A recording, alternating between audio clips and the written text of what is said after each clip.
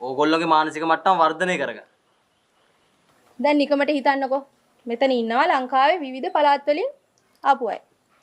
එතකොට ඒ ආපු අය හිතන පතන විදිය, කන බොන විදිය, අඳින පළඳින විදිය, වැඩ කරන විදිය හැම දෙයකින්ම එකිනෙකට වෙනස්. ඒ විවිධාකාර විදියට හැඩගැහිච්ච හැමෝම අපි මෙතන එක්තරා ක්‍රමවේදයකට හැඩගස්සනවා. අපි කැම්පස් එකේදී කියනවා මේකට සමාජානුයෝජනය කරනවා කියලා. මොකද්ද? සමාජානුයෝජනය කරනවා. අනිත් අතෙන් මේ කොළඹ ජීවත් වෙන්නේ මහා නරු මිනිස්සු. ඒ නරු මිනිස්සුන්ගෙන් ඔයාලා ගලව ගන්න තමයි අපි ඔයාලට ප්‍රායෝගික ඥානය වැඩි දියුණු කරන්නේ. හරි. දැන් අපි යන්නේ මේ කැම්පස් එකේ තියෙන ප්‍රතිපත්ති සහ සම්ප්‍රදායන් ගැන පොඩි සාකච්ඡාවකට. හරිද? දැන් මෙහෙමනේ මේ ගෑනු ළමයි පිරිමි ළමයි ඔක්කොම එකට තියලා මේ දේවල් කතා කරන්න බෑ. වෙන වෙනම තමයි මේ දේවල් කතා කරන්නේ. ඕගොල්ලෝ මේ දේවල් කතා කරගන්න. එහෙම අපිට කිසිම ප්‍රශ්නයක් නැහැ. හරිද?